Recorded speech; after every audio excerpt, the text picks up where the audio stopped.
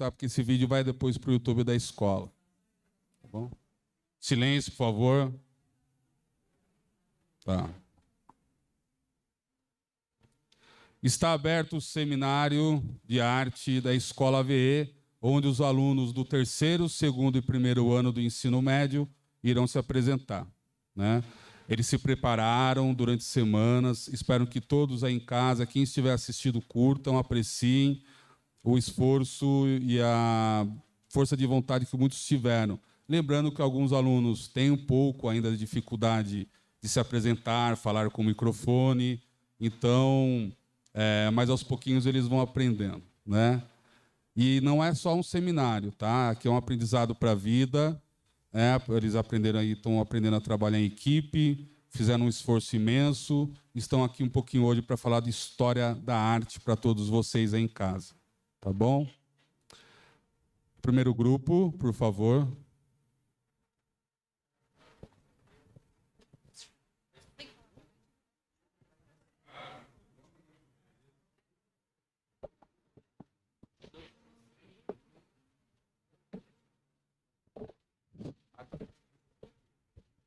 Vamos começar, então.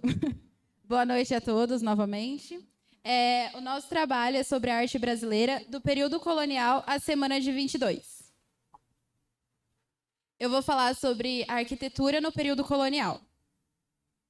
Bom, no Brasil, a arquitetura colonial é entendida como arquitetura de influência manifestadamente portuguesa, com as devidas alterações para o clima tropical. Ou seja, veio essa influência de Portugal, mas foram acontecendo adequações para o clima tropical do Brasil, porque o clima do Brasil é quente, né? E o de Portugal não é o caso. Então, ocorreram algumas mudanças para que ficasse bom para o Brasil.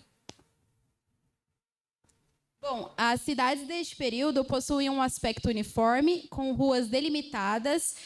A ausência de vegetação também é uma característica desse período.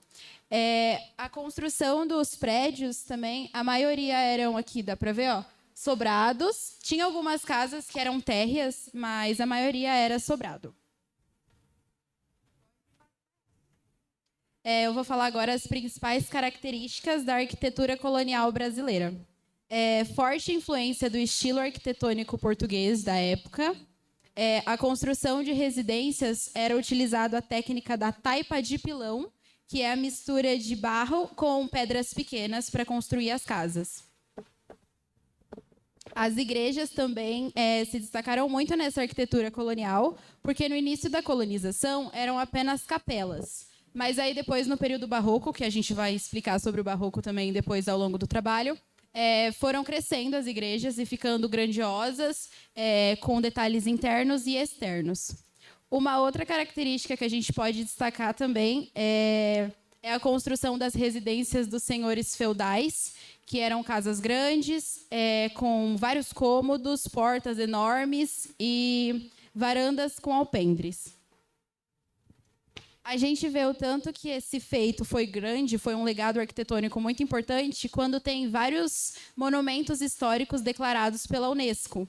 Então, a gente tem aqui o Centro Histórico de Salvador, o Centro Histórico de Diamantina e o Santuário de Bom Jesus do Matozinho.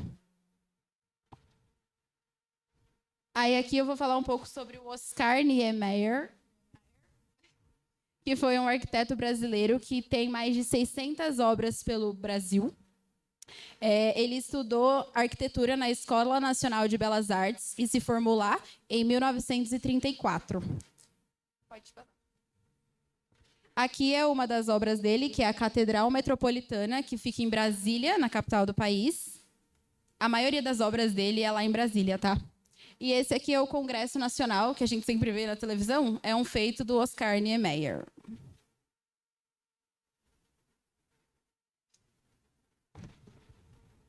Som. Bom, boa noite. Vou apresentar sobre o Barroco brasileiro. O Barroco ele teve início no Brasil no final do século XVII. No país, essa tendência artística teve um grande destaque na arquitetura, pintura, literatura e arquitetura. Foi durante o período colonial que o barroco floresceu no Brasil. A capital, Salvador, estava sendo transferida para o Rio de Janeiro. Então, o país teve um aumento considerável de pessoas. Aliado à exploração de ouro, que passou a ser a principal atividade econômica no país, o aumento da população propiciou também um forte desenvolvimento econômico. Com a queda das exportações de açúcar no Nordeste, dá início ao ciclo de ouro, onde Minas Gerais passa a ser o principal foco no país, devido às suas grandes jazidas de ouro. Minas Gerais é o centro emblemático mais importante no barroco no Brasil. No entanto, podemos encontrar artistas de diversas partes do país. Em Minas Gerais, além de Aleijadinho, Minas Gerais... Pode passar. Bom, Bento Teixeira foi um poeta literário do barroco mineiro, né? Bom, Bento Teixeira foi um poeta luso-brasileiro cuja única obra, o poema de Presopopeia, é referida à primeira obra literária no Brasil. Gregório de Matos de Guerra, alcunhado de Boca do Inferno, ou Boca de Brasa, outro nome, foi um advogado e poeta do Brasil Colônia. É considerado um dos maiores poetas do barroco no Brasil e em Portugal. E o mais importante poeta satírico da literatura em língua portuguesa no período colonial. Bom, Aleijadinho. Antônio Francisco Lisboa, o Aleijadinho, nascido na cidade de Vila Rica, atual Ouro Preto, há controvérsia sobre sua data de nascimento, mas a maioria dos pesquisadores dizem ter sido dia 29 de agosto de 1730. Aleijadinho estudou as primeiras letras, música e o latim, e aprendeu a esculpir observando seu pai, que esculpia também, obras em madeira. Foi nessa época quando Minas Gerais liderava o movimento artístico da colônia, que Aleijadinho desenvolveu sua habilidade de escultura e arquiteto. Foi difícil obter reconhecimento de mestiço, pois na época eles tinham um preconceito. E por conta da sua condição, não lhe foi permitido nem assinar suas obras e nem os registros de pagamentos dos livros dele. Quando sua fama, apesar de tudo, chegou a outras cidades, a doença atacou. Não se sabe ao certo se era lepra ou sífilis, mas mesmo assim ele continuou com suas obras.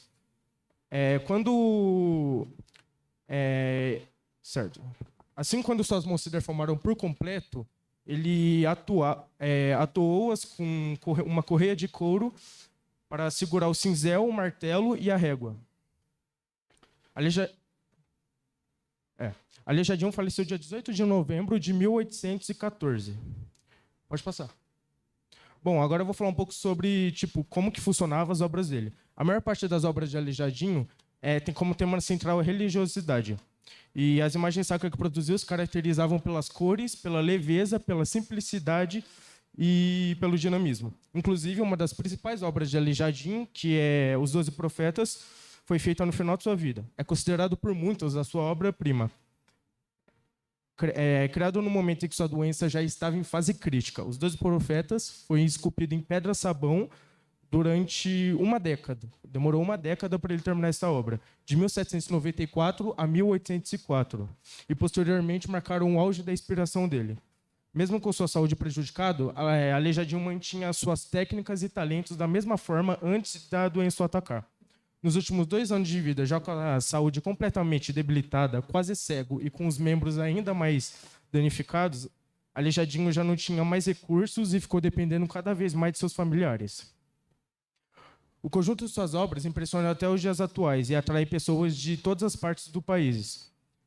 Atualmente, Aleijadinho é considerado o principal artista da arte barroca e suas principais obras são consideradas as maiores obras do barroco.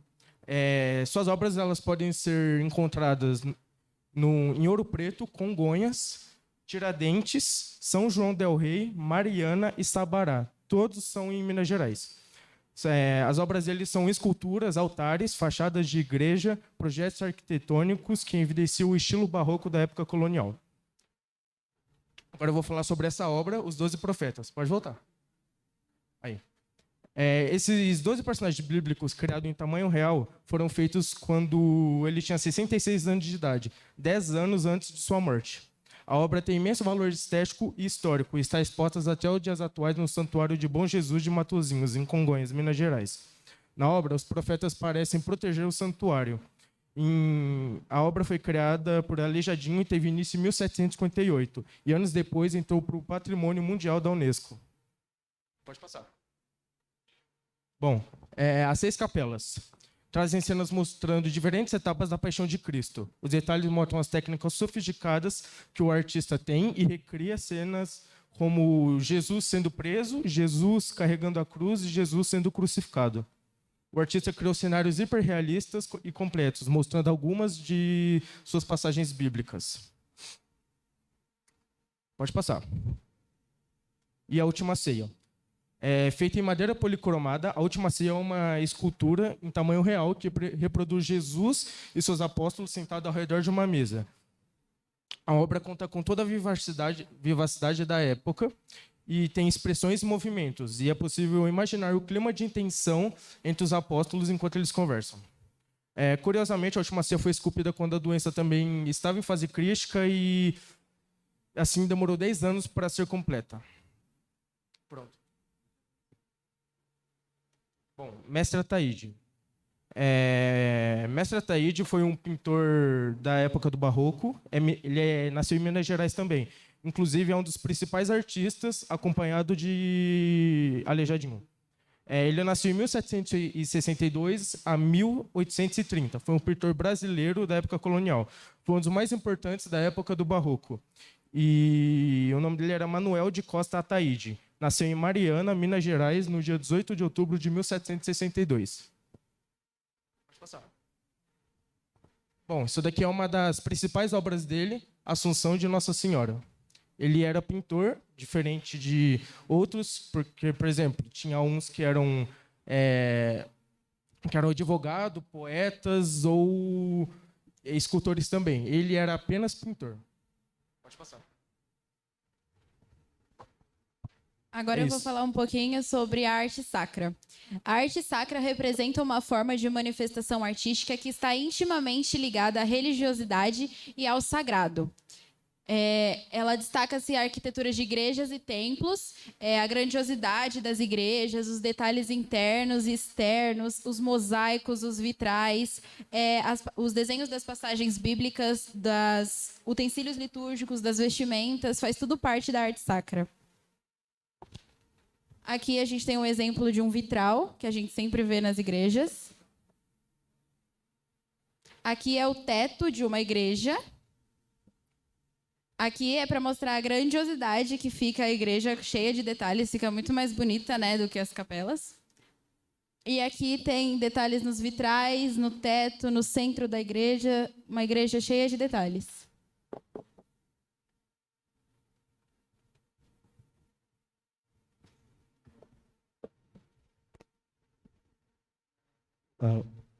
Eu vou falar sobre o neoclassicismo brasileiro. O neoclassicismo chegou ao Brasil por volta de 1808, trazido pela corte portuguesa. Teve uma das suas primeiras movimentações em 1826, quando foi inaugurado a Academia Imperial de Belas Artes. Vou falar sobre José Ferraz de Almeida Júnior, mais conhecido como Almeida Júnior, o brasileiro dos brasileiros. Nascido em 1850, na cidade de Itu, São Paulo, foi um dos maiores pintores nacionais, mais conhecido pela sua por ter sido um pintor regionalista e das suas pinturas da cultura caipira. Também sendo um dos precursores do realismo brasileiro. Faleceu em 1899, foi vítima de um crime passional cometido pelo seu primo, marido de Maria Laura do Amaral, com quem o pintor manteve um romance por anos. Almeida Júnior pintou o Apóstolo de São Paulo, que foi criado em 1869. A técnica usada para pintar essa obra foi óleo sobre a tela. O tamanho dessa obra é 97 por 77. É uma arte sacra. Ó. Pintou também Caipira Picando Fumo. Foi 1893. A técnica para pintar essa pintura foi uma tinta a óleo na tela. O tamanho da obra é 202 por 141. E também pintou Caipiras Negaciando, em 1888. Foi uma pintura feita no período do realismo e o gênero dessa pintura é uma pintura histórica. O tamanho é 215 por 281.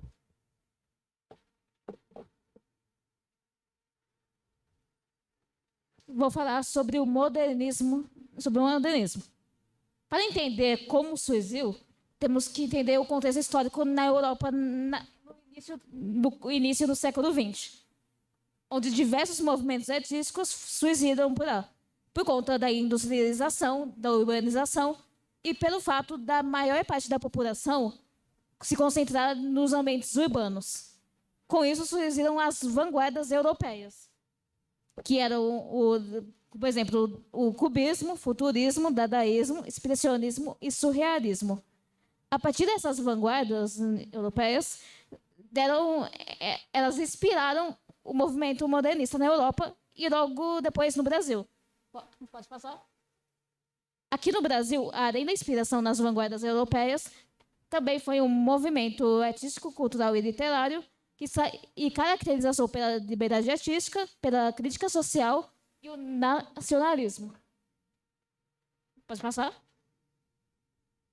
Um dos artistas modernistas, um dos maiores artistas modernistas foi o Alfredo Volpi, que era um pintor italo-brasileiro. Ele é naturalizado do Brasil, mas ele nasceu em Lucca, na Itália, em 1896.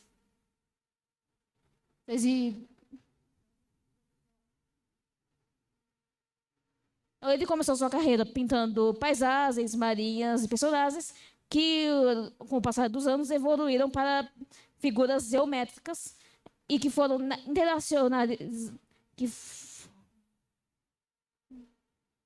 continuam presentes tanto no imaginário nacional e internacional até os dias de hoje. As obras de Volpi se caracterizam pela mistura entre a arte erudita e a cultura popular, além de cores iluminadas preparadas artesanalmente pelo próprio artista. Os principais temas representados nas suas obras eram bandeiras, façadas e maços que até hoje continuamos vendo. Além do Volpi, também ele se interessa muito por artistas jovens. Talvez tem histórias sobre ele incentivando novos artistas a seguirem o seu caminho. Pode mudar? Outro grande artista da época do modernismo é o de Cavalcante, que é Emiliano Augusto Cavalcante de Albuquerque Melo, como era seu nome. Ele nasceu em 1897, no Rio de Janeiro.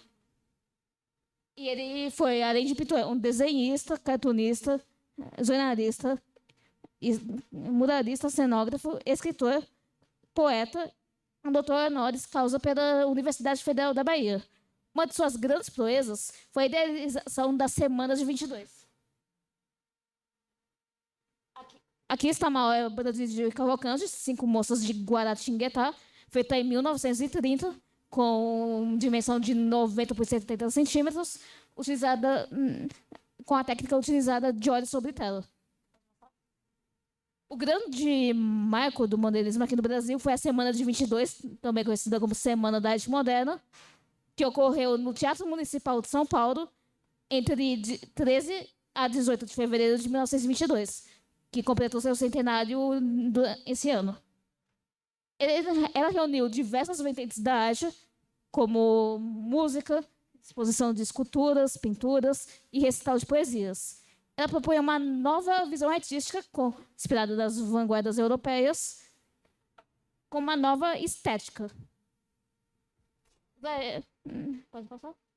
Alguns dos artistas envolvidos foi o compositor Heitor Villa-Lobos, Guilherme Novaes, e além de Cavalcante, e o grupo dos 5, que eram compostos por Menor de Picha, Tarsila do Amaral, Anitta Malfatti, o Jorge de Andrade e Mário Andrade. Algumas curiosidades sobre a Semana de 22 é que ela não durou uma semana, ela durou apenas 3 dias. E cada dia foi focado em uma vertente da arte, como música, poesia ou esculturas.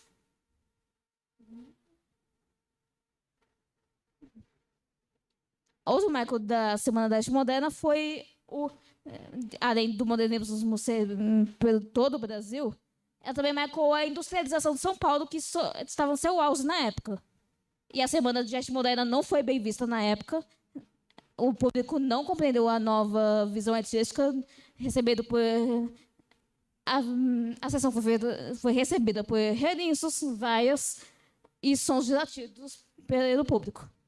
Pode passar. Alô? Bom, agora eu vou falar sobre o concretismo, que foi um movimento literário vindo na época da vanguarda, na década de 50, mais ou menos. Ele foi marcado por alguns tipos. O primeiro deles foi a poesia espacial, que tinha como forma de usar toda a parte da folha, mostrando que não precisava ser escrito somente da esquerda para a direita, que não precisava ser escrito só da parte branca do papel, podia ser escrito de várias formas, de forma livre. O segundo tipo, né, seria o verbo, voco e visual. Verbo, voco, visual, como o próprio nome já diz, vem da voz, que é quando você fala, o voco, né? O verbo, que são as palavras, e também o visual, que é a imagem. Então, de certa forma, o concretismo também se trata sobre ver a imagem, ver a poesia, não só a escrita da poesia.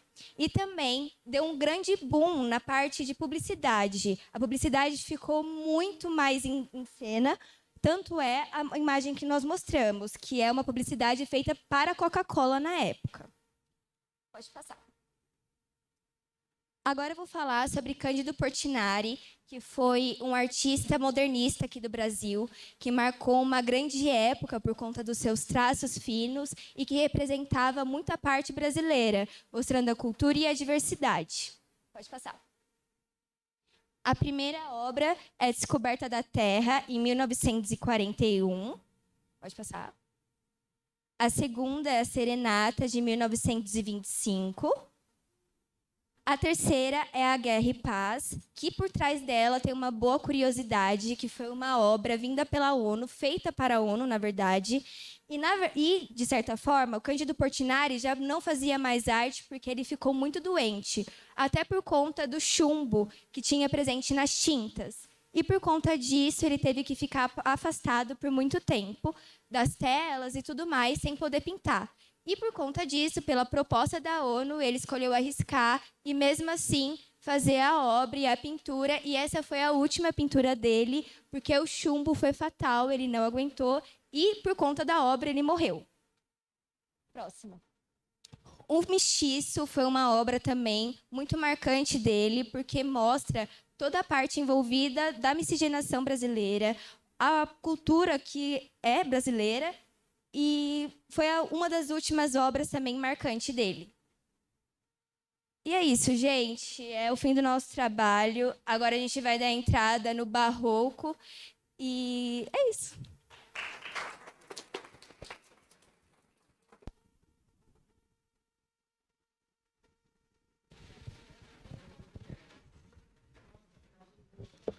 Parabéns, parabéns ao grupo.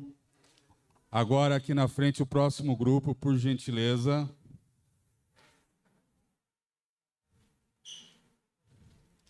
Espero que quem esteja em casa esteja gostando, tá bom?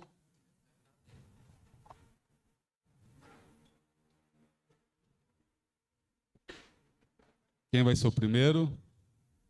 Quem é o primeiro? Você? Boa sorte a todos, tá bom?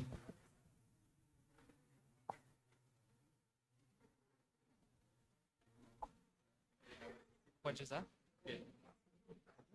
Vai usar?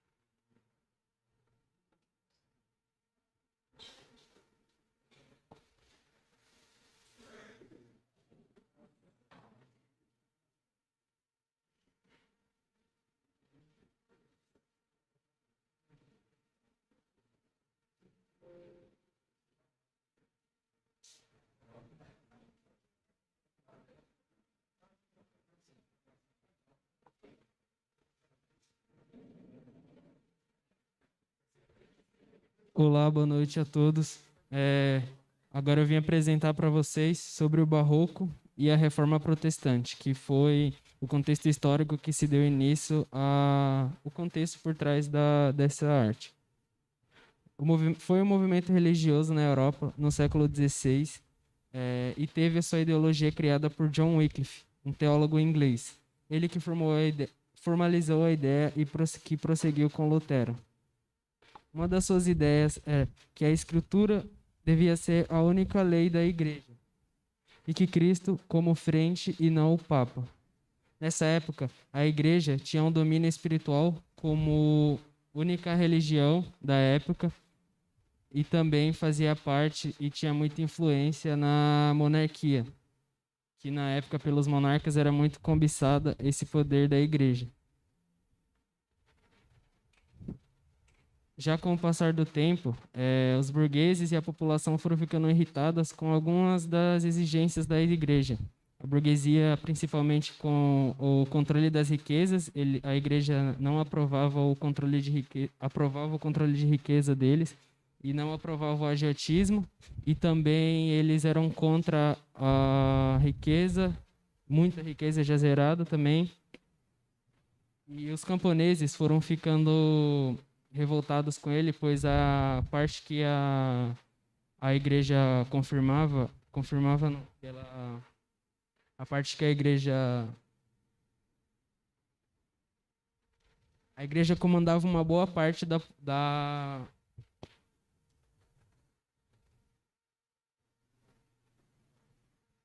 a Igreja comandava uma boa parte das terras e eles tinham que trabalhar. Então, eles trabalhavam para a Igreja, que já também cobrava os impostos.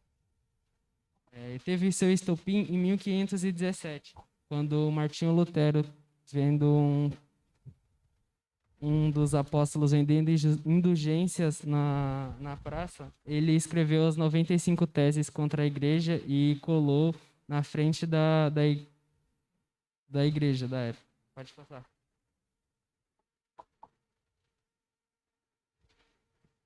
O nascimento do Barroco. Um pouco do contexto. Era um estilo predominante da arte no século XVI, no final. Teve início na Itália, com influência religiosa. Ela abordava os prazeres da vida e tinha a aproximação dos opostos, a famosa dualidade. Um dos termos mais usados na época era a luz versus a sombra, que representava juventude e velhice. Eles explicavam o poder da vida e passava a todos um conceito que todos até hoje conhecem, que é o Carpe Diem, que é aproveitar o momento. As obras literárias abordavam muito o sagrado versus o profano, o pecado versus o perdão e o céu versus a terra. Aqui no Brasil também teve uma leve passagem do Barroco, com início na literatura, com a Prosopopeia, que foi um livro publicado em 1601, E alguns artistas brasileiros era o Bento Teixeira, que foi o que escreveu a Prosopopeia, Gregório de Matos e P. Antônio Vieira.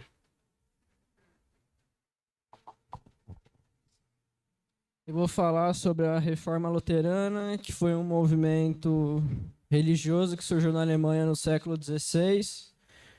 O seu líder era Martim Lutero, um sacerdote católico alemão. Esse movimento criticava várias ações da Igreja Católica, propôs novos caminhos para o cristianismo, resultou na criação da Igreja Luterana. As principais causas para esse movimento ocorrer foi a centralização de poder na mão do Papa, descontentamento da nobreza com o poder político que a igreja tinha na época, que era acima do deles, e a crise institucional que passava a igreja. Em 1530, o Lutero divulgou os principais princípios da doutrina luterana.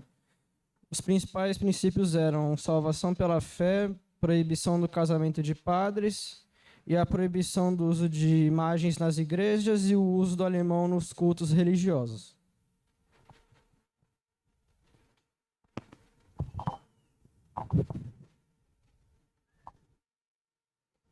Então, eu vou falar sobre o Caravaggio.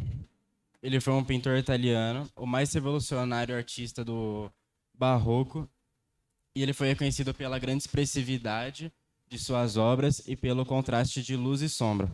Aos 12 anos, ele frequentou o ateliê de Simone Piterzano, em Milão, o que fez despertar seu interesse pelas artes plásticas. Aos 18, a sua mãe faleceu. E destinado a ter uma vida como pintor, ele foi viver em Roma. E lá ele foi aprendiz em diversos ateliês. No início, ele teve uma vida muito difícil, passou muita fome e teve que morar nas ruas de Roma. Assim, ele passou a vender pinturas nas ruas até trabalhar para o Cardeal Del Monte. E ele era patrono da Escola de Artistas de Roma, que chamava Academia de São Lucas. Foi durante esse período que Caravaggio começou a produzir suas obras de cunho religioso. Com um estilo muito singular, Caravaggio expressou forte realismo em suas obras, e grande parte das suas obras prevaleceram os temas religiosos e mitológicos. E a respeito de suas obras, ele tinha uma técnica chamada tenebrismo. E essa técnica, ele utilizava muito a luz e a cor como primeiro plano sobre um fundo escuro. E essa característica das obras dele fazia com que as obras dele tivessem um ar sombrio e maior dramaticidade nas personagens retratadas. Portanto, o maior foco do artista estava em expressar os sentimentos dos personagens retratados. Ele gostava de representar as pessoas como elas eram e como eles viam elas nas suas. No entanto, ele começou a ter diversos problemas com sua vida boêmia que ele levava. E há controvérsia sobre a sua morte. Dizem que ele foi assassinado numa praia ao norte de Roma.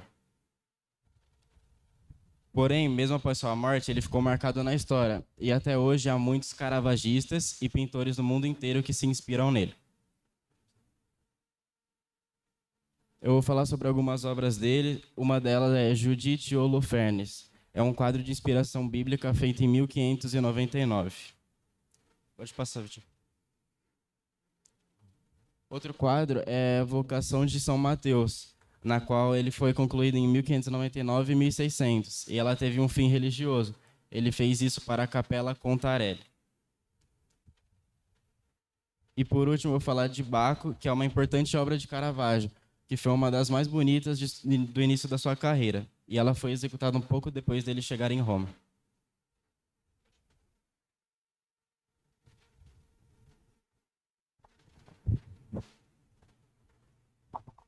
Bom, eu vou falar sobre o Iluminismo. Ele teve o início no século XVII e a gente pode considerar como o pai do Iluminismo John Locke. O Iluminismo teve como um movimento cultural europeu, onde ele foi apoiado por diversas pessoas que eram relevantes naquela época, principais pensadores, onde eles apoiavam aquele projeto e aquele momento para que tivesse sucesso e continuidade.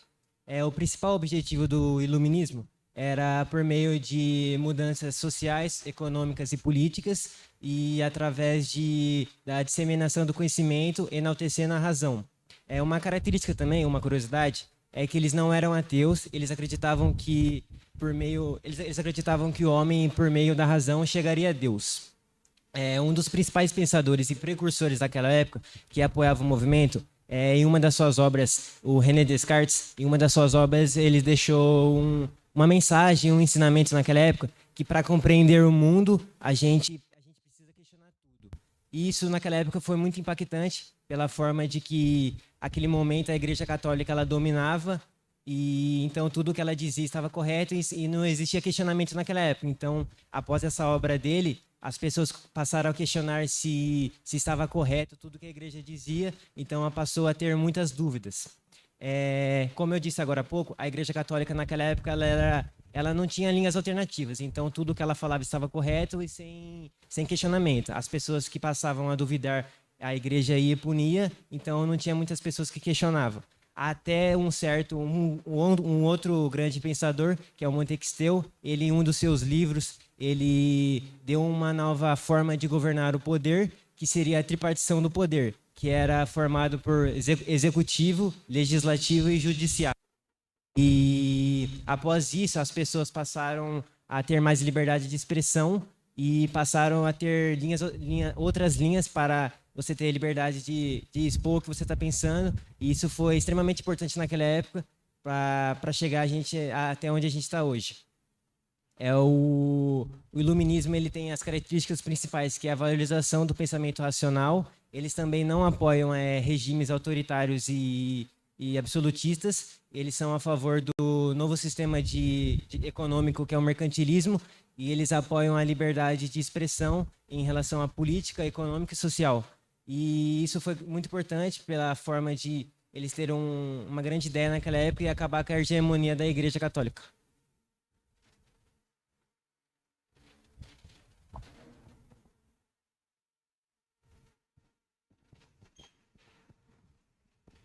Eu vou terminar falando sobre o pintor Goya.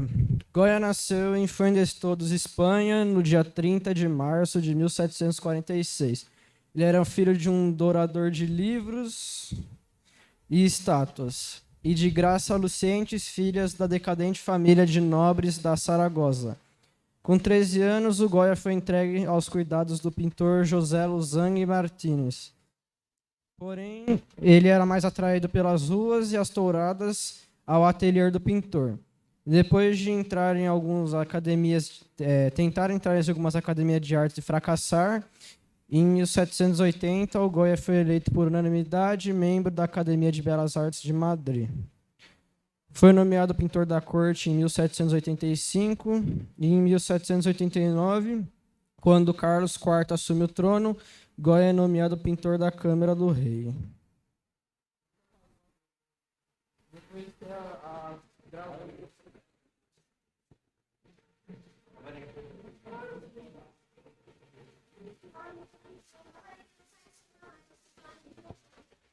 Essa orbe é Saturno devorando seu filho. Ela é do período do romantismo e o principal tema abordado nela é a mitologia grega, onde Cronos, chamado de Saturno na mitologia romana, devora seu filho para ele não se anteceder depois que ele morrer.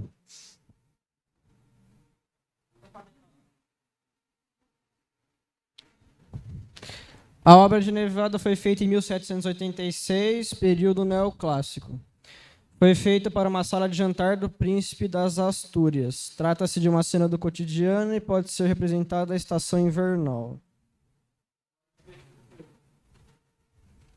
3 de maio de 1808. É uma obra marcante no movimento anti-guerra usado até hoje. Da época do romantismo, ela demonstra a resistência dos civis espanhóis à invasão de Napoleão, que ocorreu durante a Guerra de Peninsular. Nesse dia morreram mais de 5.000 pessoas em Madrid.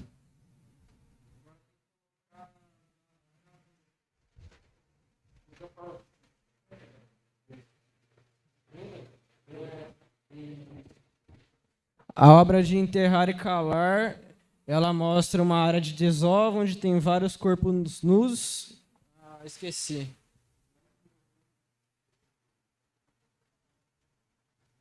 Ela demonstra vários corpos nus em uma área de desova e 2 pessoas chorando. São todas obras retratadas na guia. Não há remédio. No primeiro plano tem uma pessoa numa estaca, preparada para morrer. A imagem está ruim, mas aqui são pontas dos fuzis e lá no plano de trás tem as pessoas já morrendo. E é isso aí.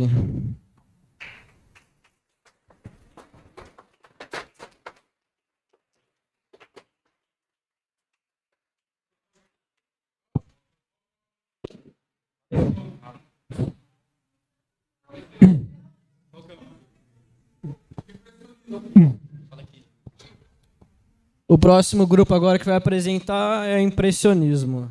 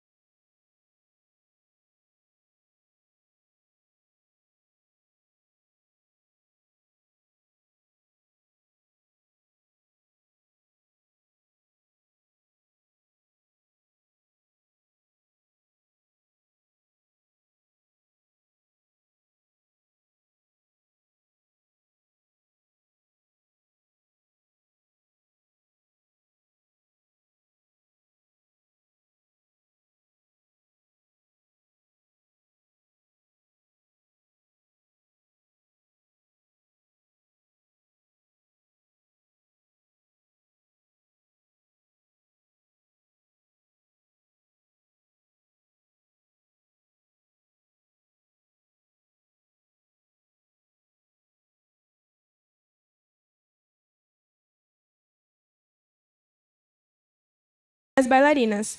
Bom, em 1845, Degas foi matriculado na escola de Liceu Louis Le Grand, onde ele completou o colegial, dedicado a desenho e a pintura, e abriu um estúdio na residência de sua família. Apesar do gosto em artes, em 1852, ele cursou Direito para seguir as tradições das famílias burguesas. Mas 2 anos depois, seu pai autorizou que ele parasse de fazer o curso de Direito para seguir o seu grande sonho, que era fazer a pintura. Bom, em busca de aperfeiçoar os seus conhecimentos na arte, ele fez 3 viagens à Itália, se empenhando no estudo Renascimento italiano. Quando ele esteve em Roma, ele aproveitou para visitar os seus tios e as suas primas, onde ele iniciou a tela da família Balelli. Bom, em 1862, ele retornou a Paris e conheceu Edouard Manet. Degas tinha as características de desenhar bailarinas, de desenhar artistas que iam na casa de seu pai. Normalmente, a característica do impressionismo é pintar fora do estúdio, como paisagens, campos, enfim. Mas ele gostava de pintar em seu estúdio, que ficava na casa dele. Degas começou a desenvolver um problema visual, onde ele parou de enxergar aos poucos, mas, mesmo assim, ele continuava pintando, mesmo com suas dificuldades. Ele pintava muita bailarina, porque ele gostava em espetáculos. E uma curiosidade que eu queria falar para vocês é que, antigamente, só quem poderia fazer balé era homens. E para a mulher fazer balé, menina, enfim, elas teriam que se deitar com alguém do elenco, seja patrocinadores, seja com os coreógrafos, enfim. E Degas, ele gostava de pintar por trás dos palcos, onde as bailarinas estavam ensaiando. A maioria de suas pinturas, ele retrata isso, como os bastidores da dança, ensaio de balé, enfim. Como eu já falei, diferente de outros artistas, ele não gostava muito da pintura ao ar livre. Ele preferia ficar em seu estúdio. Ele era muito tímido e tinha dificuldade com sua vida social. Em 1881, expôs a sua primeira escultura representando uma pequena bailarina. Em 1912, ele já estava quase cego e debilitado para fazer suas pinturas. Então, já era muito mais difícil ele fazer uma pintura para ser vendida. Apesar de suas telas terem um preço alto em leilão, ele começou a ficar ressentido por sua falta de dinheiro. E, nos seus últimos dias de vida, ele passou depressivo e na solidão, pois ele achava que não tinha dinheiro. Ele morreu em Paris, no dia 27 de setembro de 1917, aos 83 anos. Bom, outro grande precursor do impressionismo é Edouard Manet. Edouard Manet foi um pintor também do século XIX, muitas vezes relacionado aos impressionismo. Produziu telas com estilos marcantes. Bom, eu vou falar de uma tela específica, porque ela que vai desenrolar todo os impressionistas mais novos. Ela que inspirou os impressionistas que ele vai falar depois. Bom, foi a tela Almoço na Relva. O que acontece? Nessa época, não podia ser pintado pessoas nuas e nem olhando diretamente para a tela. E Edouard Manet fez totalmente ao contrário.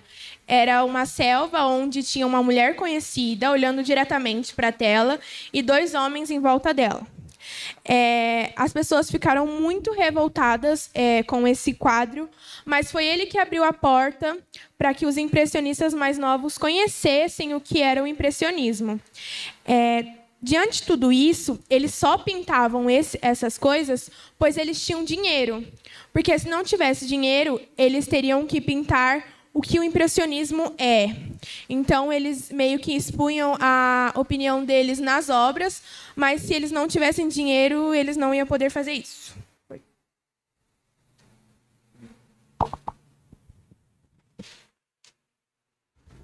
Boa noite a todos. Eu vou falar sobre a velha escola e o período neoclássico. O neoclassicismo foi um grande movimento artístico e cultural que surgiu na Europa no início do século XVIII. Ele inovou aspectos na literatura, arquitetura, pintura e escultura, promovendo uma grande valorização das tradições greco-romanas. O movimento, que permaneceu até meados do século XX, teve forte influência do iluminismo, pois em suas pinturas, principalmente, buscava-se ressaltar as formas e beleza estéticas das artes clássicas, desprezando um pouco o estilo detalhista encontrado nas artes do barroco. As pinturas neoclássicas dessa época usavam como referência as artes renascentista e greco-romana. Os artistas optavam pelo uso das cores frias, destacando a simplicidade e pureza estética nas obras. Os escultores do neoclassicismo buscaram evitar o contorcionismo da estatuária barroca, pois preferiam optar pelas formas mais naturalistas.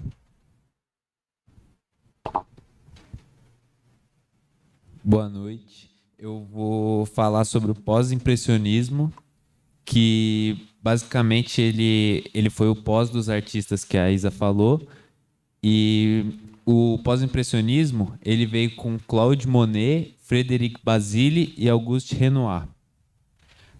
Bom, basicamente, eles começaram inspirados pelo Manet e pelo Degas, que foram artistas que começaram com o impressionismo. E os três pintores, eles conheceram assim o impressionismo pela arte, e um dia numa exposição de quadros, os três foram lá ver, e lá tinha um quadro do Manet que ele tinha mandado para essa exposição, e esse quadro deixou o Claude Monet muito assim apaixonado pelo quadro. E já o Frédéric Basile e o Renoir, eles já não ficaram tão, tipo, não gostaram tanto. Mas o Monet ficou apaixonado, e logo depois ele mostrou pro Basile e pro Renoir o quão o quadro era bom, o quanto tipo, mudava a arte, era algo inovador. E então eles começaram, inspirados pelo Manet e pelo Degas, eles começaram a praticar o impressionismo.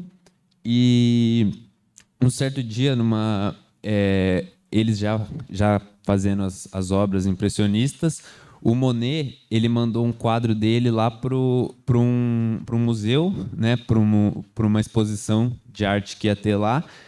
E então esse quadro dele, todas as pessoas gostaram muito, só que ele ainda não era conhecido, né? Então a assinatura dele foi confundida com a do Manet, que já era um pouco mais conhecida, por o nome dele ser muito parecido, mudar só a segunda letra. Eles acharam que o quadro tinha sido do Manet.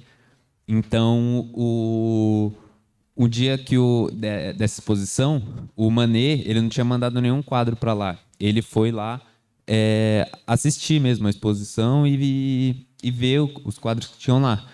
E quando ele chegou lá, ele começou a ser aplaudido. Então as pessoas acharam que o quadro era dele, e então ele ficou sem entender nada, porque ele não tinha mandado nenhum quadro, as pessoas tinham gostado. E depois ele foi ver que tinha esse quadro com essa assinatura, e até ele achou que tinha alguém usando o nome dele para ganhar dinheiro, assim, para ficar famoso. Porém não, o Monet que tinha enviado esse quadro, e ele não, a intenção dele não era essa. Mas depois tudo isso foi esclarecido, e eles até se juntaram uma época depois, quando o impressionismo começou a crescer. Então esse foi uma coisa que deixou muito famoso também o Claude Monet, que logo depois se torna um dos maiores artistas impressionistas.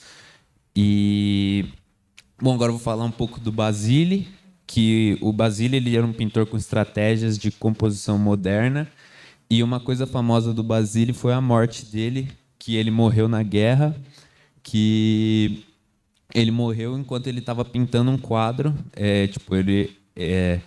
Chamaram ele para a guerra, ele não queria, mas foi obrigado a ir. Então, ele na guerra, defendendo uma área, ele foi atacado de surpresa, e em vez dele estar defendendo a área ali que era para ele estar defendendo, ele estava pintando. Então ele acabou sendo pego de surpresa, e mataram ele lá enquanto ele pintava um quadro. Já o Renoir, uma marca constante dele nos retratos é a luminosidade dos olhos e a delicadeza dos tons que ele usa. Então ele era um artista com pinceladas mais sutis, assim, e isso era um diferencial dele. Pode passar isso. É isso.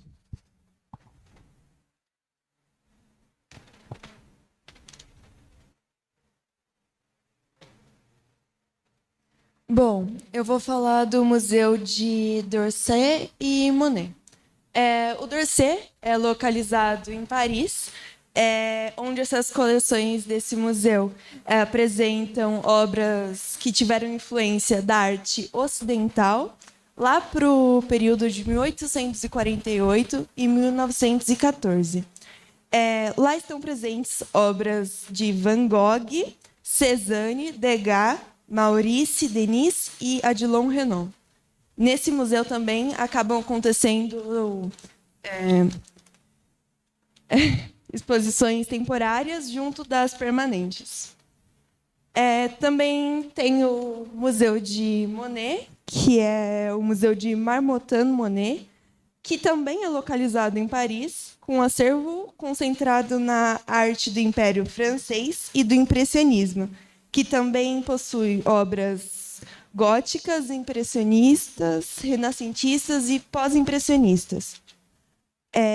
A coleção desse museu foi ampliada em 1957 com as doações de Victorine Donop de Monchy, cujo pai era médico de Manet, Monet, Pissarro, Sisley e Renoir, e também um dos primeiros entusiastas. Esse museu também ele possui as obras de Van Gogh e Degas.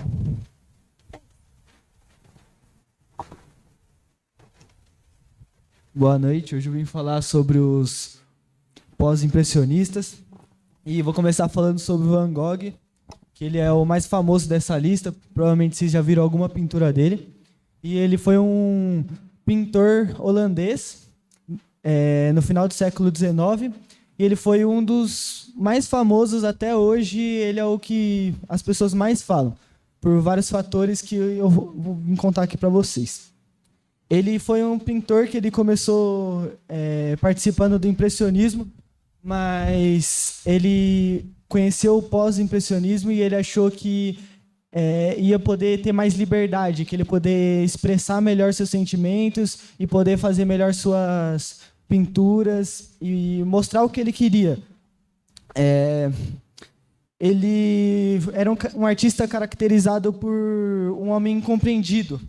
Muitas pessoas falavam que ele era meio, como posso dizer, atormentado, tinha distúrbios comportamentais e por isso as obras deles, não só as obras, né, a vida dele também trouxe muita curiosidade. E com isso foram feitos filmes, livros e até séries deles, porque muitas coisas na vida dele era fora do comum.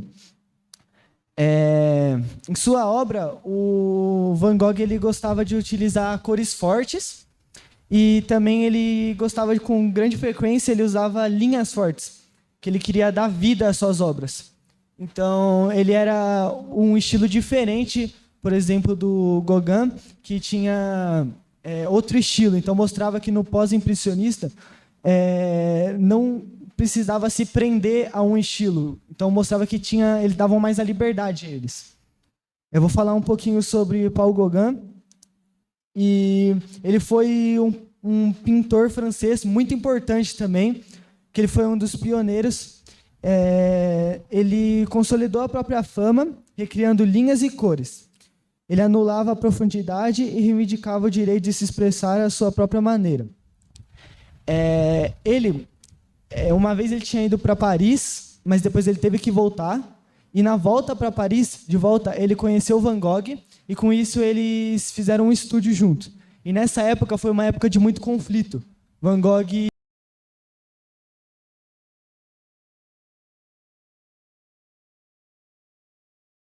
e a época bem famosa que teve um dos maiores feitos aí da arte, o maior incidente, né, que o Van Gogh ele corta sua orelha fora.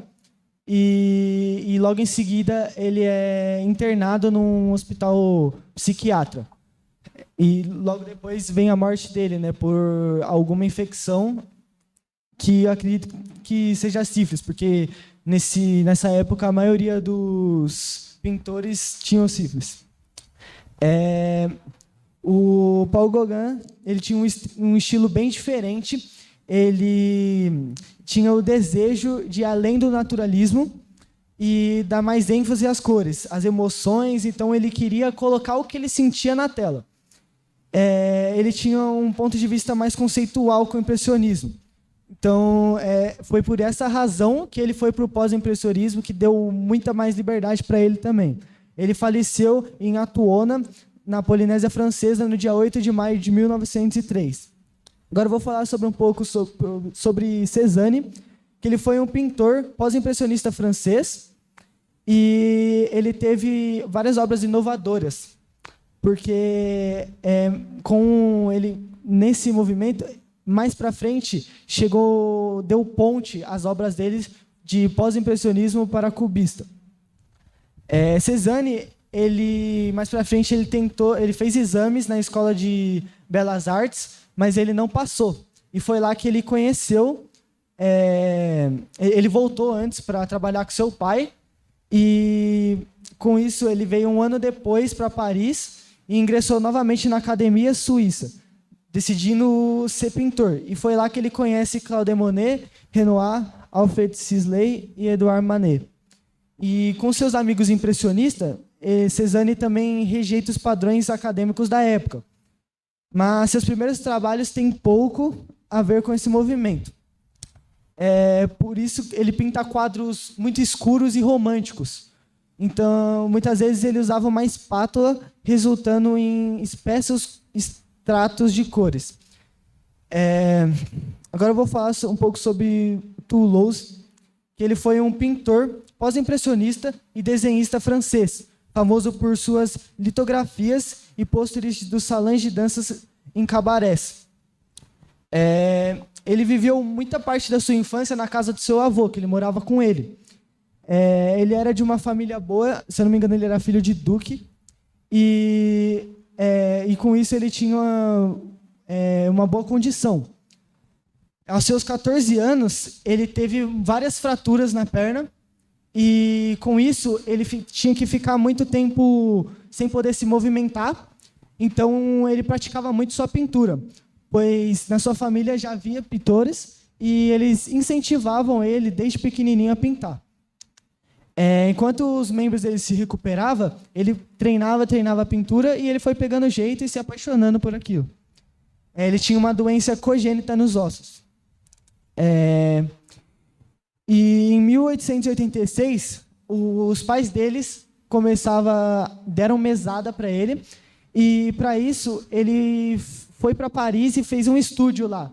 Então ele não se preocupava com dinheiro, essas coisas, porque ele recebia dos pais dele uma mesada e conseguia viver a vida dele. E com isso ele foi se levando, deixando-se levar por desejos, assim, que ele começou a frequentar muitas casas noturnas. E ele pintava pôsteres para casas noturnas, e ali que ele começou a ser conhecido. Ele gostava muito de pintar as pessoas lá dentro, então ele pintava as garotas de programa, pintava tudo que ele via, ele anotava e depois pintava, ou até mesmo pintava lá. Ele, a partir de 1892, ele se dedicou à litografia, e ele produziu mais de 300. Mas uma das mais famosas foi a Alice, que retratava a vida nos bordéis. E com isso, nessa época, ele já tinha contraído sífilis, pois ele vivia em casa de bordéis, então lógico que ele ia ter, e ele já tinha se rendido ao alcoolismo. Então, ele já estava bem mal, e com isso ele acabou morrendo e falecendo no dia 9 de setembro de 1901. E é isso.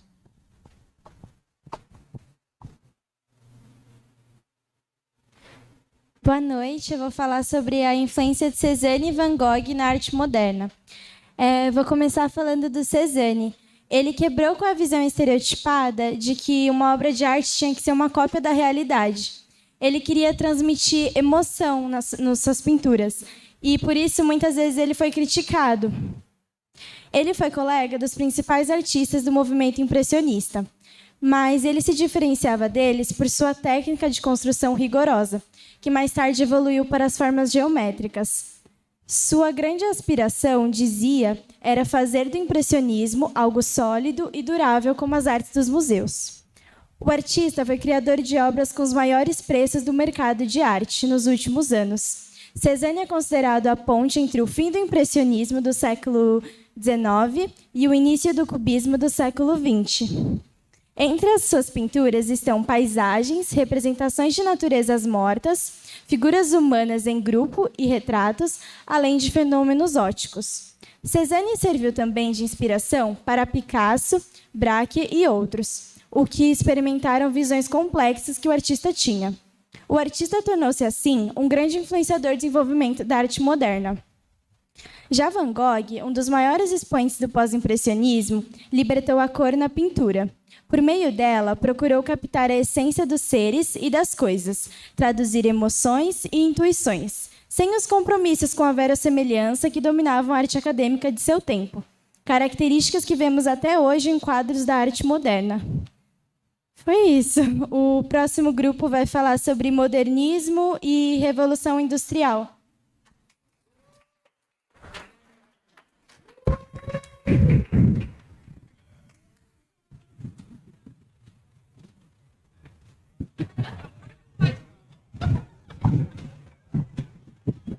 Foi a mesma coisa.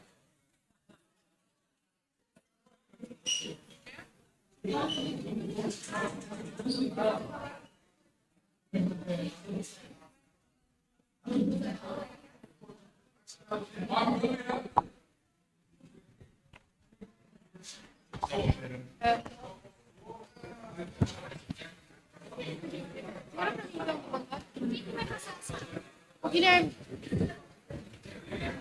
Aí isso tá passando.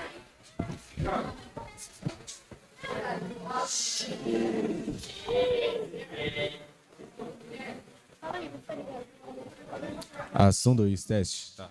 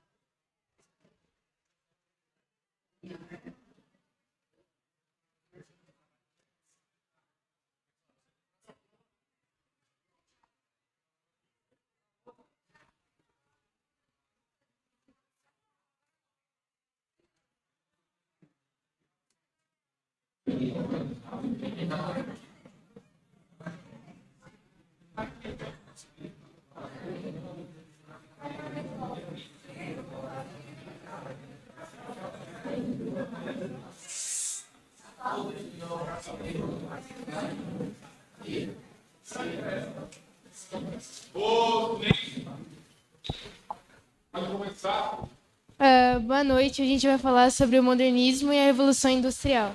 Pode mudar. O modernismo foi um movimento artístico e cultural que surgiu no começo do século XX e seu objetivo era quebrar com o tradicionalismo da época, experimentando novas técnicas e criações artísticas. O modernismo ficou marcado por transformações vertiginosas e caóticas, além da efemeridade e sensação de fragmentação da realidade. Os artistas modernistas sentiam a necessidade de mudar o meio em que viviam, experimentando novos conceitos.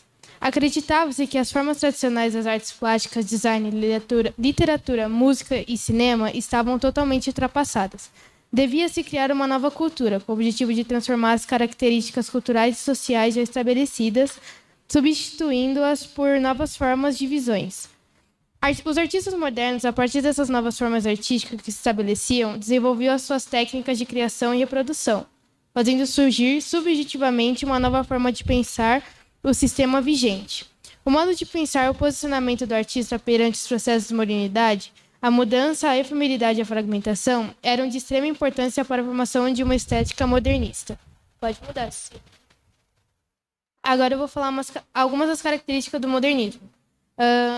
Foi a libertação da estética, quebra com o tradicionalismo, liberdade para experimentações, liberdade formal, de versos livres, abandono das formas fixas, ausência da pontuação, linguagem com humor e valorização do cotidiano. Pode mudar. O modernismo, segundo a filosofia, diz que o final da Idade Média esteve calcado no conceito do teocentrismo e no sistema feudal. Terminou com o advento da Idade Moderna. Essa fase reúne diversas descobertas científicas, o que deu lugar ao pensamento antropocêntrico. Assim, esse período esteve marcado pela revolução de pensamento filosófico e científico. Isso porque deixou de lado as explicações religiosas do medievo e criou novos métodos de investigação científica. Foi dessa maneira que o poder da Igreja Católica foi enfraquecido cada vez mais. Nesse momento, o humanismo tem um papel centralizador, oferecendo uma posição mais ativa do ser humano na sociedade, ou seja, como um ser pensante e com maior liberdade de escolha. Bom, eu vou falar sobre a Revolução Industrial. Ela teve início na Inglaterra, posteriormente passou para a Europa, Estados Unidos, Japão. Só que os países que tiveram mais desenvolvimento na Revolução Industrial foi França e Alemanha. No final do século XVIII e no início do século XIX, foi marcado principalmente pelo advento de máquinas a vapor na indústria têxtil e locomotiva. Neste período, a produção deixou de ser artesanal e passou a ser manufaturada, e a produção passou a ser em larga escala. A Revolução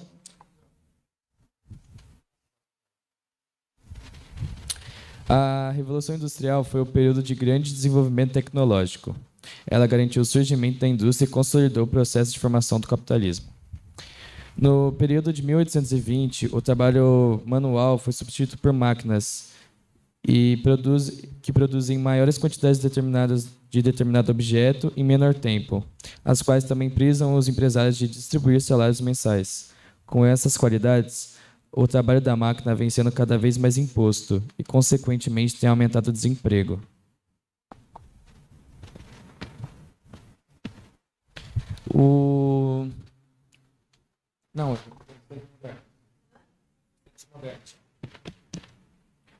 O filme de Charlie Chaplin, Tempos Modernos, ele tem várias características do Taylorismo e do Fordismo, são expressas nesse filme.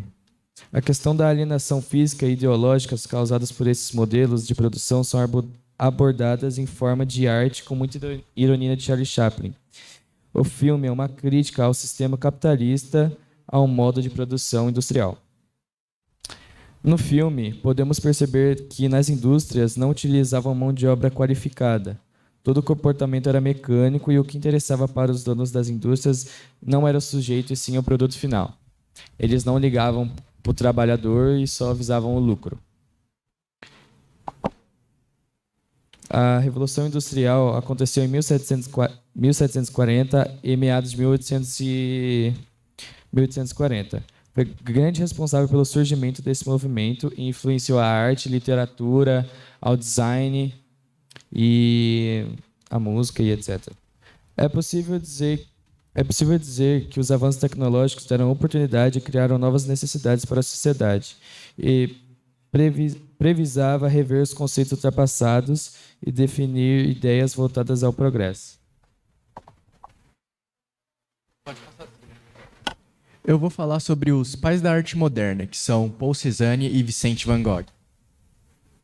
Paul Cézanne foi um pintor pós-impressionista francês cujo trabalho forneceu as bases das transições das concepções do fazer artístico do século XIX para o trabalho radicalmente inovador no século XX.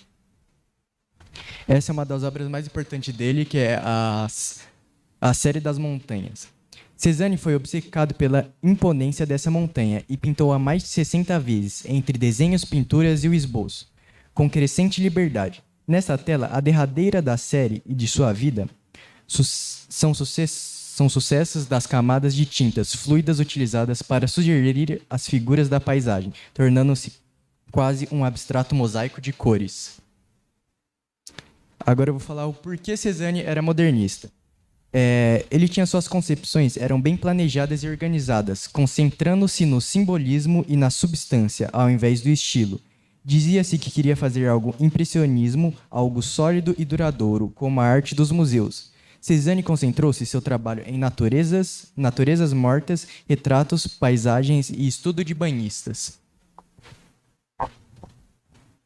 Agora eu vou falar de Vicente Van Gogh. Vicente Van Gogh foi um pintor holandês conhecido por seu temperamento difícil e possíveis transtornos psiquiátricos. É figura importante na história da arte mundial. Considerado um dos maiores pintores de todos os tempos, Van Gogh produziu mais de 2.000 obras durante seus 37 anos de vida. O artista tinha personalidade difícil e facilidade para discutir, o que prejudicava o seu relacionamento. Ele isolava-se e tinha episódios de depressão, o que deixava sua família bem preocupada. Vicente teve romances mal sucedidos, destacando-se paixões por uma prima e uma prostituta. Não só suas obras, como sua vida geram muita curiosidade até os dias de hoje. Van Gogh foi tema de diversos livros, filmes e documentários. Pode mudar, Cecília. O último quadro de Van Gogh... eu vou falar agora sobre o último quadro de Van Gogh. Vicente Van Gogh morreu no dia 29 de julho de 1980, aos 37 anos após cometer suicídio. Horas antes de acabar com sua vida, o pintor pós-impressionista fez sua última obra, o quadro Raízes de Árvore, que retrata árvores coloridas e suas raízes. A localização da floresta que inspirou o artista era desconhecida, até agora. O diretor do Instituto Van Gogh descobriu que a imagem veio de um local perto de Albert Havos, onde o pintor holandês está hospedado no vilarejo Auvers-sur-Oise, perto de Paris. A luz do sol retratada por Van Gogh indica que as últimas pinceladas foram feitas no fim da tarde, o que nos fornece mais informações sobre o curso desse dia dramático, comentou o especialista. A obra se parecia com um cartão postal encontrado em meio aos papéis e datado entre 1900 e 1910. Observando mais de perto, o crescimento excessivo do cartão postal mostra semelhanças muito claras com a forma das raízes na pintura de Van Gogh, que esta seja sua última obra de arte, e a torna ainda mais excepcional e até dramática. Há uma consistência. É o tema da vida e da morte. Por um ano, o suicídio já era uma opção para Van Gogh. Isso elimina todas as teorias que não ajudavam sua memória, como a que alega que ele foi acidentalmente morto por crianças portando uma pistola, disse o especialista holandês. O que é extraordinário é que o toco principal que encontramos na pintura ainda é visível hoje no mato. Agora eu vou falar sobre a Primeira Guerra Mundial. Ela teve como estopim o assassinato do arquiduque Francisco Ferdinando, na Bósnia, em 1914. Foi resultado de inúmeros fatores como a rivalidade econômica, ressentimentos por acontecimentos passados e questões nacionalistas. Tendo em vista todo esse quadro de tensão e rivalidades... pode passar. Rivalidades, as nações europeias meteram-se em um labirinto de alianças militares que acabou sendo definido da seguinte maneira. A Tríplice Entente, que foi formada pela Rússia, Grã-Bretanha e França. A Tríplice Aliança, que foi formada pela Alemanha, Áustria-Hungria, Império Otomano e Itália. Esses acordos militares eles incluíam cláusulas secretas de cooperação militar caso uma nação fosse atacada por outra nação adversária. Por fim, toda essa hostilidade deu a garantia para todas as potências e chefes de Estado de que a guerra era apenas uma questão de tempo.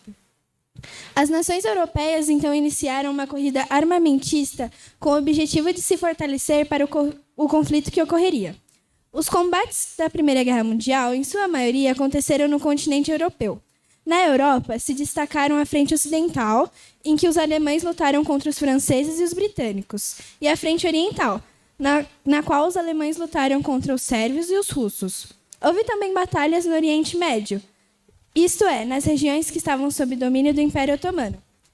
No dia 11 de novembro de 1918, a Alemanha e os aliados assinaram o armistício de Compiègne, representando a rendição da Alemanha e o fim da Primeira Guerra Mundial. A Primeira Guerra Mundial ela matou entre 60 a 80 milhões de pessoas desde 1914 até 1918. Pode passar. Agora eu vou falar sobre um pintor. Ele se chama John Singer Sargent. Ele foi um pintor de retratos, paisagens e aquarelista. Ele criou cerca de 900 quadros a óleo e mais de 2.000 em aquarela.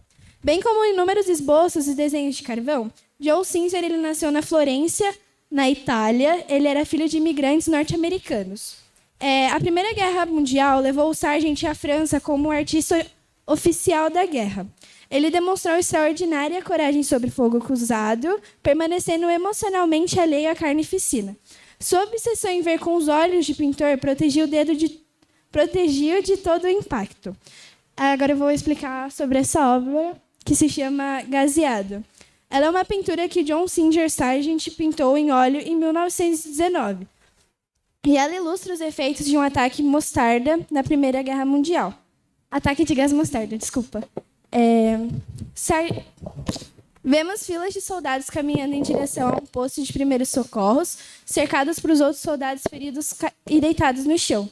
A composição inclui um grupo central de 11 soldados. Eles caminham em um piso de ripas em direção ao posto de primeiros socorros, sugerido pelos caras à direita.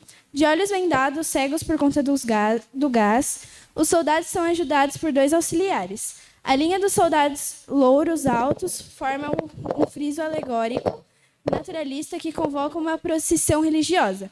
Vários outros soldados mortos e feridos estão ao redor do grupo central, e um grupo semelhante de 8 feridos e 2 enfermeiros se aproximam no fundo. Uma luta rodopiante de bipanos ocorreu no céu, enquanto um sol poente cria uma névoa amarela-rosa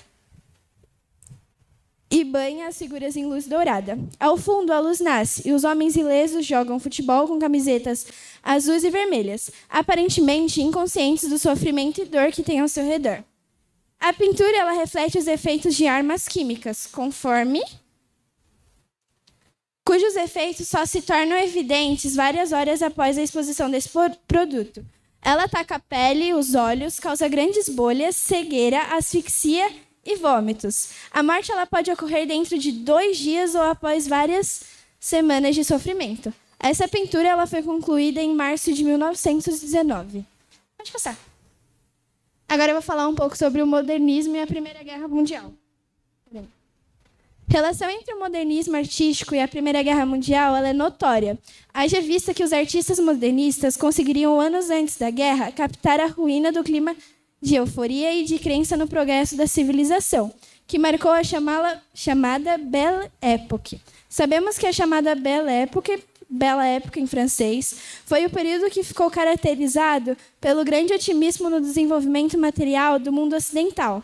Invenções tecnológicas muito importantes possibilitaram maior integração mundial e grande surto populacional, provocando o nascimento da chamada sociedade de massas. Todavia, esse clima de euforia teve os seus contrastes. O tipo de modernização tecnológica que beneficiava a vida prática nos grandes centros urbanos também foi empregado na invenção de novos e sofisticados armamentos, que seriam utilizados na Primeira Guerra Mundial. Evento que conduziu à Belle Époque à decadência total. O triunfo da razão e da ciência sofria assim a irracionalidade das disputas raciais, nacionalistas e ideológicas de várias matrizes, que desembocariam na catástrofe e na destruição da guerra. Foi em meio a esse fenômeno artístico que apareceu conhecido como modernismo. Bom, eu vou falar sobre o cubismo. Só que antes de falar sobre o cubismo, eu preciso explicar o que são as vanguardas europeias. As vanguardas europeias, elas são setores de maior pioneirismo dentro de uma organização social, política e econômica. E o objetivo das vanguardas era criar uma renovação dentro da arte. E aí eu entro falando sobre o cubismo. Que o cubismo foi o primeiro movimento organizado pelas vanguardas europeias, que foi organizado antes da Primeira Guerra Mundial, em 1907. E ele surgiu com a obra Senhoritas de Avignon, de Pablo Picasso. Que é essa obra aqui. Bom, o cubismo... Tá certo? O cubismo ele é dividido em 3 partes. O cubismo primitivo, que abrange planos largos e simples. O cubismo analítico, que vem falando sobre a decomposição dos objetos. E o sintético, que fala sobre as cores e sobre a colagem. Pode passar. Ah, tá. E o cubismo tem diversas características. E as mais importantes que podem ser pautadas é o geometrismo, que é a representação da realidade por meio de formas geométricas, assim como se pode ver nessa imagem. O antitradicionalismo, que é a distorção da realidade. E a fragmentação... ao contrário. O antitradicionalismo, ele rompe a proporção de harmonia. E aí sim a fragmentação que distorce a realidade. Pode passar. Eu vou falar sobre Guernica. No dia 26 de abril de 1937, a cidade de Guernica, no norte da Espanha, estava cheia de vida. Entretido em seus afazeres, os 5.000 habitantes entravam e saíam de suas casas normalmente. No fim da tarde, começaram os bombardeios aéreos isolados. Por volta das 6h30, veio o ataque principal dos aviões alemães em ondas sucessivas. Segundo um diário de guerra na época, a esta altura a fumaça já era tanta que não se distinguiam mais os alvos. Nem casa, nem pontes e nem nada. E os pilotos dos 50 bombardeiros na Legião Condor atiravam sua carga mortal indistintamente. Calcula-se que, ao todo, 22 toneladas de explosivos foram lançados sobre aquela cidade. O fogo teve todo o tempo para alastrar-se e consumir Guernica. O diário de guerra conclui que o tipo de construção das casas fez com que a destruição fosse total, que elas eram feitas de madeira naquela época. Ainda se veem os buracos das bombas nas ruas. A estratégia de Göring. 300 pessoas morreram imediatamente, milhares ficaram feridas, até porque os aviões deram caça aos fugitivos. 3/4 dos prédios foram arrasados em menos de 3 horas. Com o fracasso da tomada da capital Madrid, a cidadezinha entrará na mira de Francisco Franco. O futuro ditador contava com o apoio da Alemanha e da Itália. A política do nazista Hermann Göring era utilizar a Guerra Civil Espanhola como campos de testes para os pilotos e as máquinas na sua nova força aérea. Guernica transformou-se em um símbolo para todo mundo. O ataque da Legião Condor foi o primeiro bombardeio aéreo maciço contra a população em defesa de toda uma cidade na história europeia. A partir daí, o terror contra civis tornou-se um princípio, passando a entregar a moderna maquinaria de guerra. Pode passar. A obra era para ser colorida. O mural criado por Picasso é enorme, tem 7 metros de comprimento e 3 metros de altura. Foi feito a óleo com paleta quase monocromática e uso apenas de preto, branco e cinza, com um toque de bege e de azul. Durante sua criação, Picasso permitiu que um fotógrafo registrasse seu trabalho de produção. Picasso chegou a pensar em incluir cores na obra, como uma lágrima vermelha saindo de um dos olhos de uma mulher, bem como as mostras de papel de parede colorido. A cor e esses elementos foram excluídos na versão final. Historiadores acreditam que as fotos em preto e branco inspiraram o artista a adotar uma paleta com poucas cores. A obra foi pintada sem brilho e com acabamento fosco, com tintas encomendadas especialmente para ela. A primeira versão da obra foi mais impactante, representando o símbolo universal de solidariedade e da resistência à opressão. Essa representação estava sendo usada por opositores à ditadura de Franco, como emblema durante a Guerra Civil Espanhola. Picasso retratou um punho de mãos vazias que depois agarrava uma pilha de grãos. Por fim, ele excluiu essa imagem completamente de Guernica.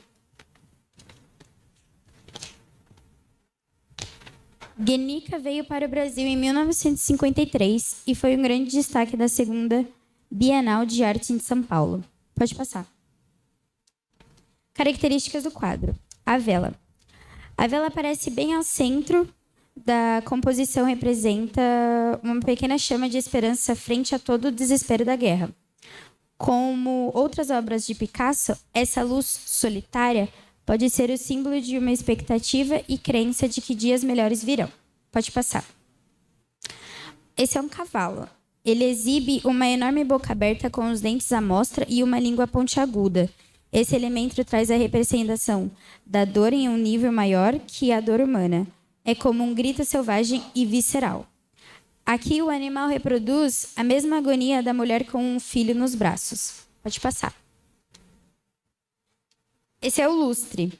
Ele, na parte superior da pintura, exibe raios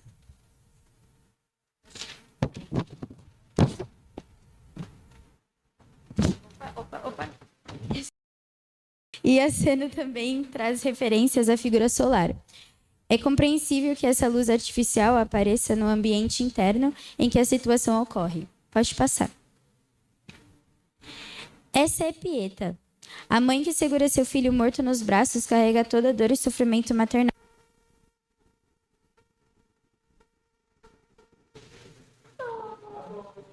Ai,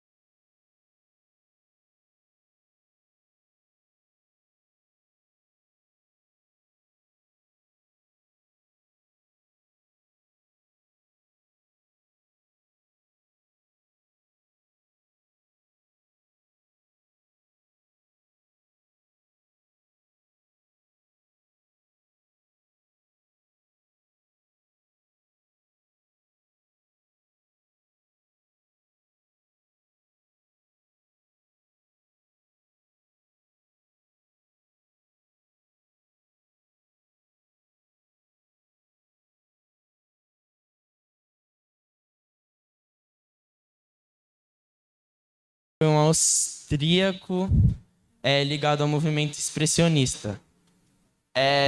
Ele nasceu em 12 de junho de 1890. O trabalho dele é muito lembrado pela sexualidade crua e pela intensidade que ele colocava nas obras.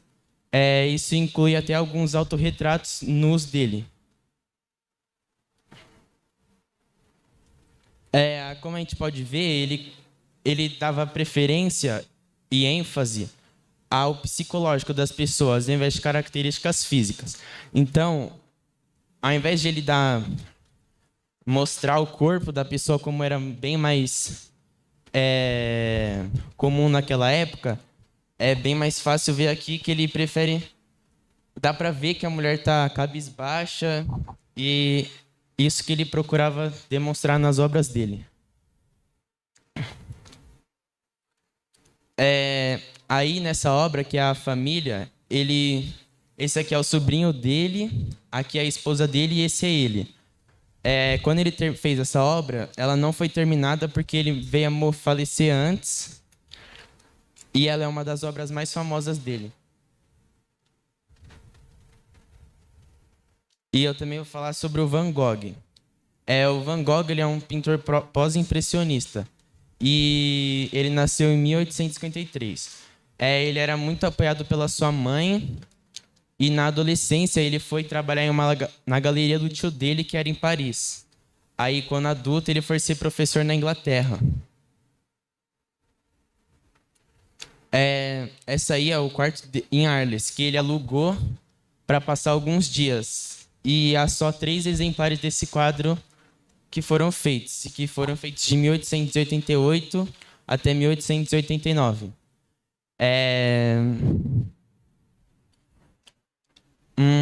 Pode passar. E aí os corvos na plantação de trigo. Quem pesquisa essas obras e é possível ver, dá para ver que ele estava meio perdido, porque o caminho não leva a nenhum lugar. O trigo significa a vida e os corvos aqui a escuridão, a morte. Que essa obra foi uma das últimas dele. E, curiosamente, essa obra foi pintada onde se encontra o túmulo dele hoje em dia. E é isso.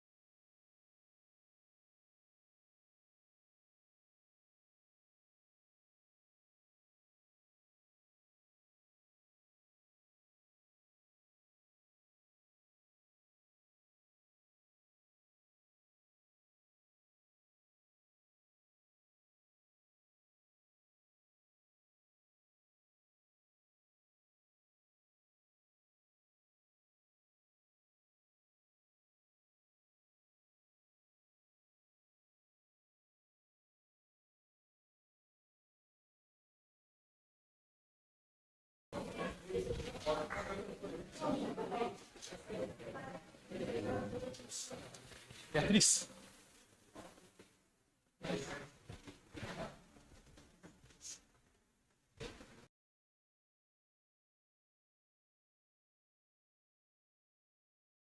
apresentar sobre a tragédia na história da arte.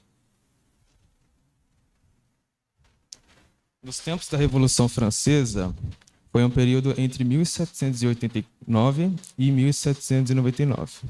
De intenção à agitação política e social na França, que teve um impacto duradouro na história do país, e mais amplamente em todo o continente europeu.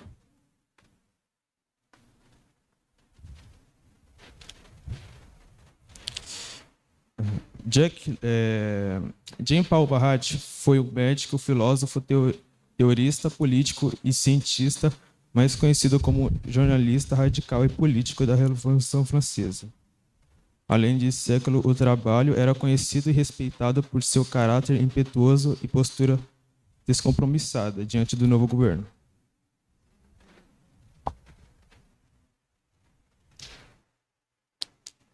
Jacques-Louis David foi um pintor francês mais característico e representante do neoclassicismo. Controlou durante anos a atividade artística francesa, sendo o pintor oficial da corte francesa e de Napoleão Bonaparte.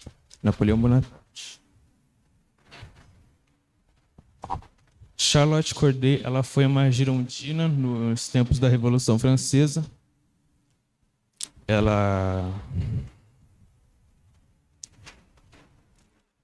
Quando Marat lançou o jornal L'Ami des Peuples, chamado Amigo do Povo, que ele condenava as pessoas que eram contra a revolução sem provas. E Charlotte estava cansada de tanta matança sem provas, pessoas guilhotinadas. Ela conseguiu uma reunião com Marat com uma lista de pessoas que eram contra a revolução.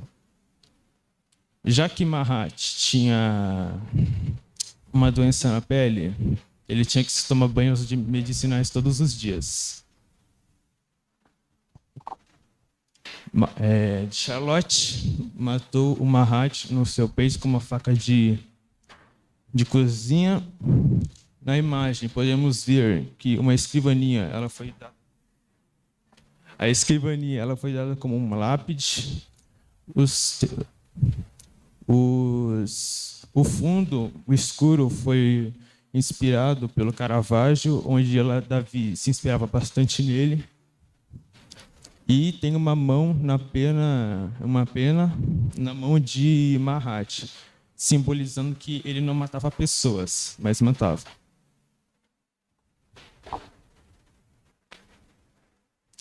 O Caravaggio, ele foi considerado um farrista inconsequente e ele nasceu em 1571 no Porto Escole. Seu trabalho exerceu influência importante no estilo barroco, estilo do qual foi o primeiro grande representante. Caravaggio era o nome da aldeia natal da sua família e foi escolhido como seu nome artístico. Há rumores em que Caravaggio foi assassinado, só que nos dias de hoje, em 2018, descobriram que ele morreu por uma bactéria que ele pegou um mês antes num bar. Ele foi perfurado por uma espada no bar.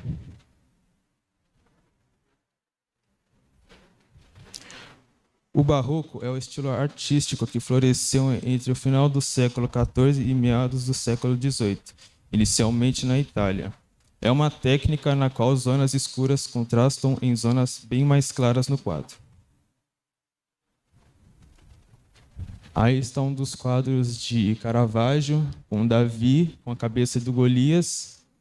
E na história, Davi consegue matar e arrancar a cabeça do Golias, só que na imagem mostra um olhar meio triste, de piedade, demonstrando Cristo de piedade aos pecadores. Só.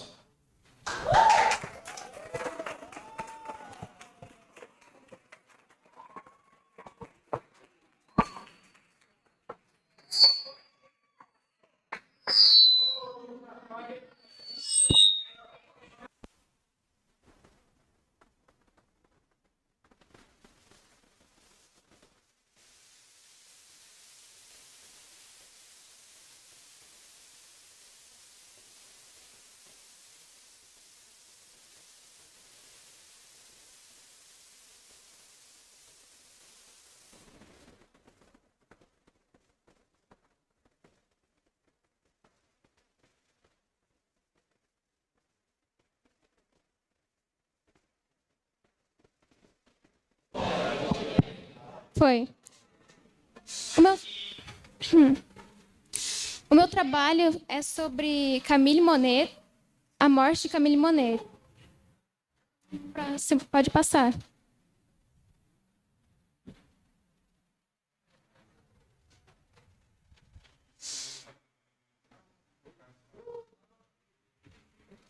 Ok. Aqui podemos ver Camille Dieux e Claude Monet. Tá?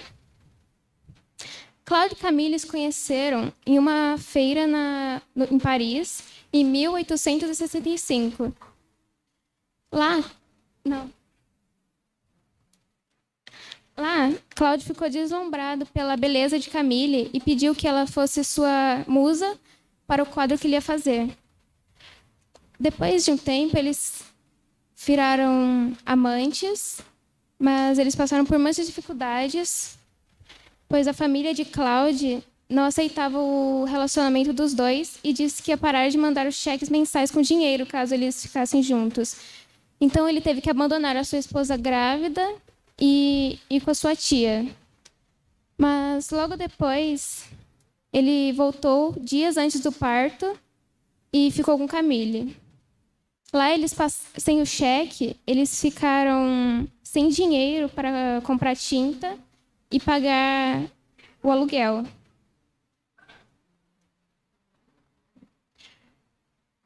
Camille Monet foi a principal musa de Claude, além de sua esposa. Essa daqui é uma das primeiras pinturas que Claude fez com ela, que se chama A Mulher no Vestido Verde, em 1866. Bom, essa pintura ele fez em 4 dias, pois a pintura que originalmente ele ia fazer, ele não conseguiu terminar. Então, ele fez essa pintura e ela foi bem elogiada pelas críticas. Aqui é outra pintura em que ela aparece com o filho, Pierre, Jean Monet. A Mulher com Sombrinha, Madame Monet e seu filho, 1875. Aqui, eles estão passeando nos campos em Argenteuil, lugar onde eles moraram por 6 anos.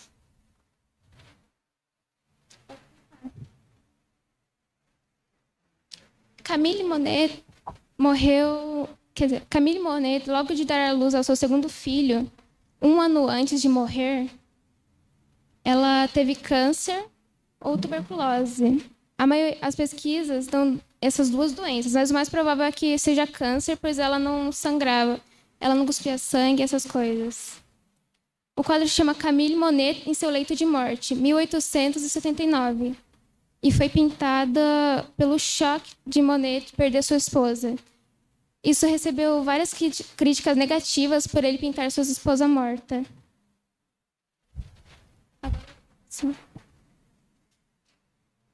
Não. O último trabalho de Rothko. Mark Rothko, 1903-1970, era um grande pintor que gostava de pintar figuras de tons mais vermelhos, pois ele gostava que a pintura expressasse um sentimento e fizesse a pessoa se sentir dentro dela. Era chamada pintura de campo de cor. Ele tem origem letã judaica e se naturalizou norte-americana. Pode passar. Aqui temos exemplos dos quadros que ele fazia. Cada quadro tem um sentimento. Pode ir para o próximo. Tem outros exemplos. Aqui, a depressão de Rothko. Depois de ter um aneurisma de aorta, Rothko não podia mais pintar em grande escala. E pela personalidade sensível, Rothko era uma pessoa inteligente e sensível. Ele gostava de pintar seus quadros e fazer as pessoas parecerem que estão dentro dele. E agora ele não podia fazer mais isso. Aqui, esse foi o último quadro de Rothko, e de 1970, onde praticamente é uma tela vermelha, que isso pode fazer alusão ao suicídio de Rothko, onde ele cortou os pulsos e morreu.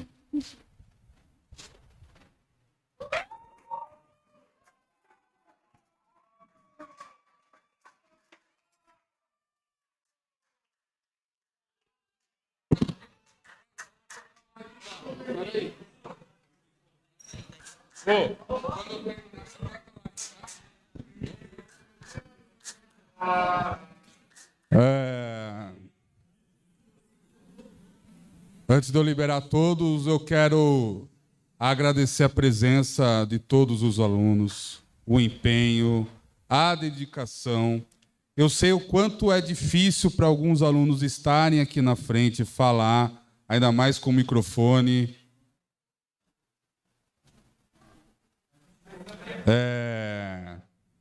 Então, quero primeiro agradecer o empenho, a participação de todos, tá bom? Eu sei que não é fácil, mas, no geral, eu posso dizer que foi muito bom, tá? Então, espero que quem esteja em casa e quem estiver assistindo depois tenha gostado e goste, tá bom? Tem uns corintianos ali falando que está 2-0, né? Meu Santos está perdendo para o Corinthians, faz parte, né? Tem problema na Vila, a gente vira, tá bom? E é isso. Muito obrigado a todos. Um beijão. Fique com Deus.